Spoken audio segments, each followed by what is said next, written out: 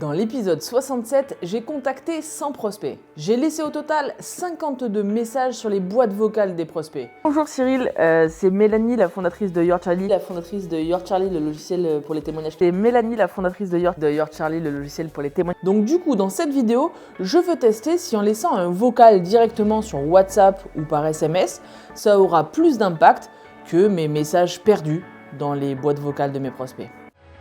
Moi c'est Mélanie et j'ai créé le logiciel Your Charlie pour les témoignages clients en vidéo.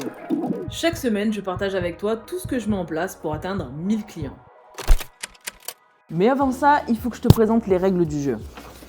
Règle numéro 1, dire exactement la même chose. Je dois avoir un discours identique à celui que je tenais sur les boîtes vocales, sinon ça va biaiser. Règle numéro 2, adresser ces vocaux aux mêmes personnes. Évidemment, il faut que je prenne la même cible, les mêmes gens que j'ai contactés, pour qu'on puisse comparer deux données identiques. Règle numéro 3, ne pas mentionner mon appel précédent. Et oui, parce que si je commence à leur dire « Hey, je t'ai laissé un message sur ta boîte vocale il y a 15 jours, j'ai pas eu tes nouvelles, etc. » Ça va fausser les stats. Moi, je veux vraiment savoir si laisser un message vocal par SMS ou WhatsApp est plus performant que laisser un message sur une boîte vocale, un répondeur téléphonique, quoi. Ok, alors maintenant que tu connais les règles du jeu, bah c'est parti, je passe à l'action.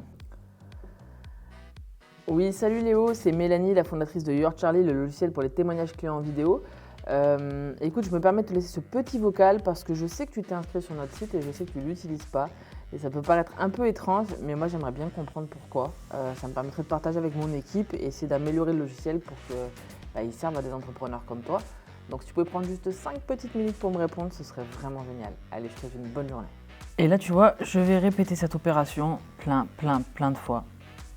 Des fois je varie un petit peu, mais globalement je dis très souvent la même chose. Ok, donc je viens, ça y est, de terminer les 52 vocaux. Ils sont tous partis comme des bouteilles à la mer. De mon côté, je vais patienter 48 heures avant de regarder véritablement les résultats. Mais pour toi, c'est tout de suite.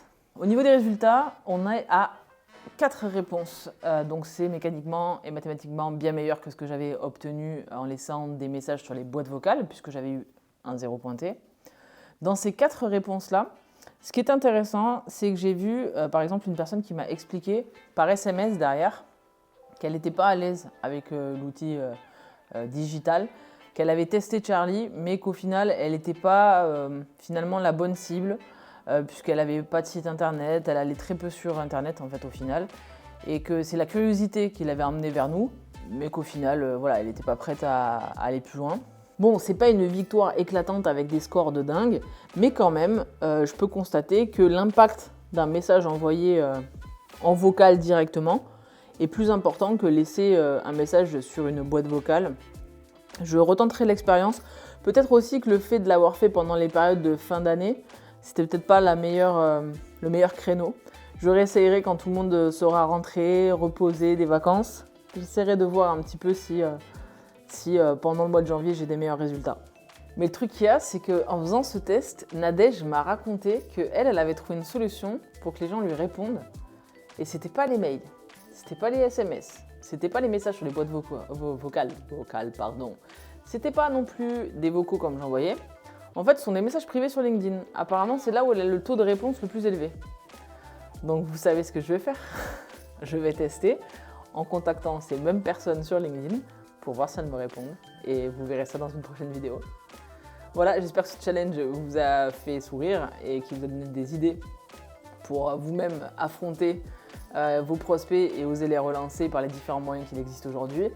Sur ce, moi je vous souhaite une bonne semaine. Amusez-vous bien, travaillez bien. Ciao!